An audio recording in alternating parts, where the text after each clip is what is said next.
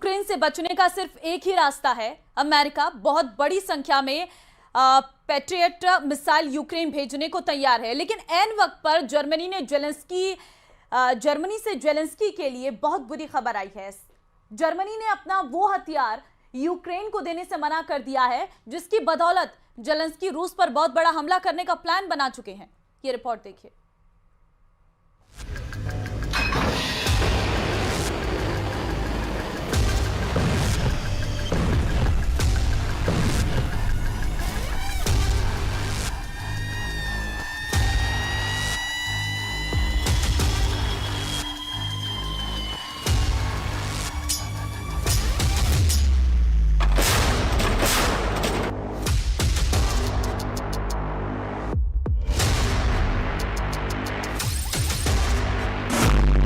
Ukraine पर बरसी 1800 मिसाइलें, 10 साल तक पुतिन से जंग। अगर 3.5 साल बाद भी रूस यूक्रेन जंग कम होने के बजाय तेज हो रही है, तो इसका मतलब साफ है कि रूस के खिलाफ अमेरिका और नेटो देश बड़ी जंग की तैयारी में जुट गए हैं। यूक्रेन पर पिछले कुछ हफ्तों में ही 1800 से ज्यादा मिसाइलें रूस की तरफ से दागी जा चुकी हैं। पिछले कुछ हफ्तों में यूक्रेन पर 1500 से ज्यादा हवाई हमले हो चुके हैं, और ऐसे हालात में अब अमेरिका के साथ जर्मनी, फ्रांस, ब्रिटेन यूक्रेन को बचाने के लिए एड़ी चोटी का जोर लगा रहे हैं। राष्ट्रपति ट्रंप के सामने सबसे बड़ी चुनौती यह है कि पुतिन को वो कंट्रोल नहीं कर पाए हैं, जबकि पुतिन यूक्रेन में अपने लक्ष्य को लेकर पूरी तरह से कॉन्फिडेंट हैं कि वो यूक्रेन के इलाकों पर कब्जा कर लेंगे। कुल मिलाकर इस वक्त जहां रूसी जनरल यूक्रेन में घुसकर इलाकों को चेक कर रहे हैं, तो वहीं दूसरी तरफ अमेरिका अपने घातक हथियार नेटो देशों को बेचने में जुट गया है। 50 से ज्यादा F-35 जेट की डिमांड अमेरिका भेजी जा चुकी है। ऐसे हालात में अब सवाल उठता है कि पुतिन का अगला कदम क्या होगा। रूस की मिसाइल सुनामी यूक्रेन को बचाएगी पैट्रियट मिसाइल।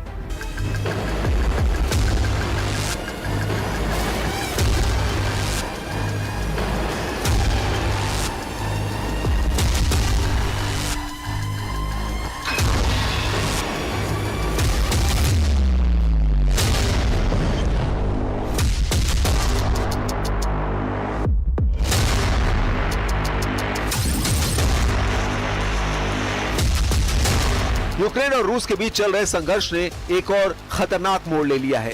13 जुलाई को यूक्रेनी राष्ट्रपति वोलोदिमीर जेलेंस्की ने रूस द्वारा किए गए ताजे हमले को खौफनाक बताते हुए इसे पुतिन का शैतानी हमला करार दिया है। 9 जुलाई को ही रूस ने एक दिन में 728 शाहिद ड्रोन हमले यूक्रेन पर किए थे।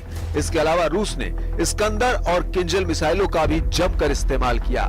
जेलेंस्की के मुताबिक रूस का उद्देश्य केवल यूक्रेन की हवाई सुरक्षा प्रणाली को कमजोर करना नहीं, बल्कि बड़े शहरों की सुरक्षा को भी भेदना है। एक दिन में 1000 से अधिक ड्रोन यूक्रेन पर छोड़े गए, जिसके सामने यूक्रेन का एयर डिफेंस सिस्टम नाकाम साबित हो गया। इसी को देखते हुए ट्रंप सरकार ने यूक्रेन को पैट्रियट मिसाइल सिस्टम देने का मन बना लिया है। जर्मनी ने कहा कि यूक्रेन के लिए पैट्रियट वायु रक्षा प्रणालियों की बिक्री पर वॉशिंगटन से बहुत सकारात्मक संकेत मिले हैं। वहीं राष्ट्रपति डोनाल्ड ट्रंप ने कहा है कि वो यूक्रेन को पैट्रियट वायु रक्षा मिसाइलें भेजेंगे, और यूक्रेन की रक्षा के लिए इनकी सख्त जरूरत है, क्योंकि रूसी राष्ट्रपति व्लादिमीर पुतिन बातें तो अच्छी करते हैं, लेकिन शाम को सब पर बमबारी कर देते हैं। अमेरिकी राष्ट्रपति ने कीव भेजे जाने वाले पैट्रियट मिसाइलों की संख्या तो नहीं बताई, लेकिन कहा कि यूरोपीय यूनियन अमेरिका को पैट्रियट वायु रक्षा प्रणालियों की भरपाई करेगा। ट्रंप का दावा कि पैट्रियट मिसाइल यूक्रेन को मिलेगी और इसका 100% भुगतान यूरोपीय यूनियन करेंगे। ट्रंप ने कहा, हम ऐसा ही चाहते हैं। Wir liegen in den letzten Tagen durchaus positive Signale, auch von unseren US-Partnern, was das Thema Luftverteidigungssysteme angeht, was das Thema Patriot angeht. Bundesminister Pistorius ist gerade auf dem Weg, gerade im Flugzeug auf dem Weg nach Washington und wird diese Gespräche, diese Abstimmung heute fortführen. इधर रूसी सरकारी television पर जाने माने पत्रकार Pablo जारुबिन के साथ एक इंटरव्यू में कहा है कि वो यूरोपीय देशों पर नजर बनाए हुए हैं, जो संघर्ष को और ज्यादा भड़काना चाहते हैं। पुतिन का इशारा यूक्रेन को दिए जाने वाले पैट्रियट वायु रक्षा प्रणालियों को लेकर था। We will send them Patriots, which they desperately need, because Putin really surprised a lot of people. He talks nice and then he bombs everybody in the evening. So there's a little bit of a problem there, and I don't like it. Много слов сказано о дороговизне и так далее. Теперь вроде получается, что эти поставки будут оплачивать со стороны Европы. Что-то будут оплачивать, что-то не будут. Но фактом остается то, что поставки вооружений, амуниции, военной техники из Соединенных Штатов продолжались и продолжаются на Украине. रूस के तांडव में फंसा NATO.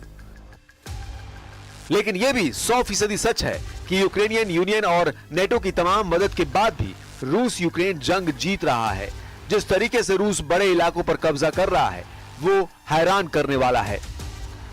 जरा रूस के general staff के प्रमुख वालेरी गेरासिमोव का ये वीडियो देखिए। 14 जुलाई के इस वीडियो में रूस के जनरल स्टाफ के प्रमुख वालेरी गेरासिमोव को पूर्वी यूक्रेन के डोनेस्क क्षेत्र के पोक्रोवस्क इलाके में देखा जा सकता है। रूस के जनरल स्टाफ के प्रमुख वालेरी गेरासिमोव पूर्वी यूक्रेन के इलाकों में रूसी सेना का हौसला बढ़ाने पहुंचे थे। रूस के चीफ कमांडर को नक्शे पर यूक्रेनी इलाकों पर किए गए कब्जों को देखते हुए साफ देखा जा सकता है। हम आपको बता दें, पोक्रोवस्क, जिसे रूस सोवियत काल के अपने नाम क्रास्नो आर्मेइस्क से पुकारता है, पूरे डोनेस्क क्षेत्र पर नियंत्रण हासिल करने के लिए जी जान से लगा हुआ है। क्रीमिया, लुहांस्क क्षेत्र, डोनेस्क, ज़पोरिजिया और खेरसोन क्षेत्रों का 70% से अधिक और खार्किव और सूमे क्षेत्रों के कुछ हिस्से रूस के कब्जे में आ चुके हैं। 24 फरवरी 2022 अब तक रूस यूक्रेन के 1,61,000 वर्ग किलोमीटर इलाके पर कब्जा कर चुका है। ये यूक्रेन की कुल जमीन का लगभग 27% है। लेकिन उसके बावजूद जिस तरह से पुतिन ने ऐलान किया है कि यूक्रेन की जमीन पर जहां जहां रूसी सेना के कदम पड़ते जाएंगे वो जमीन रूस की होती जाएगी, उस ऐलान ने यूक्रेन के साथ साथ अमेरिका समेत नेटो के 32 देशों के होश उड़ा दिए हैं। 3.5 साल से भी ज्यादा की जंग में अभी तक यूक्रेन नेटो के साथ मिलकर रूस को अपने देश से खदेड़ नहीं पाया। जेलेंस्की ने गुहार लगाई है कि उसे भारी हथियार और बड़े पैमाने पर हथियारों की जरूरत है, लेकिन पुतिन ने जब से ऐलान किया है कि उनकी बैलिस्टिक हाइपरसोनिक का उत्पादन 3 गुना ज्यादा बढ़ा दिया गया है, जो किसी परमाणु हथियार से कम नहीं है, इस खबर ने नेटो के होश उड़ा दिए हैं। अब ऐसे हालात में यूक्रेन के दक्षिणी क्षेत्र खेरसोन में रूसी हवाई हमलों ने कोहराम मचा दिया है। खेरसोन के गवर्नर ओलेक्सांद्र प्रोकोडीन ने बताया है कि रूसी सैनिकों ने पूर्वी यूक्रेन के डोनेस्क क्षेत्र में शेवचेंको गांव पर नियंत्रण कब्जा कर लिया है, जो लिथियम भंडार के करीब है। रूसी रक्षा मंत्रालय के मुताबिक रूसी सैनिकों ने डोनेस्क में नोवोसेरहिवका की बस्ती पर भी कंट्रोल कर लिया है। हालांकि यूक्रेन के टॉप जनरल अलेक्सांद्र सिरस्की का दावा है यूक्रेन की सेना ने इस हफ्ते यूक्रेन के उत्तरी क्षेत्र सुमे इलाकों से रूसी सेना की बढ़त को रोक दिया है। लेकिन उसके बावजूद रूसी सेना तेजी से डिनिप्रोपेट्रोव्स्क इलाके की तरफ बढ़ रही है। ऐसे हालात में अगर रूस यूक्रेन के साथ जर्मनी, अमेरिका, फ्रांस और ब्रिटेन से भी जंग शुरू कर रहा है तो ये तीसरे विश्व युद्ध का साफ संकेत है।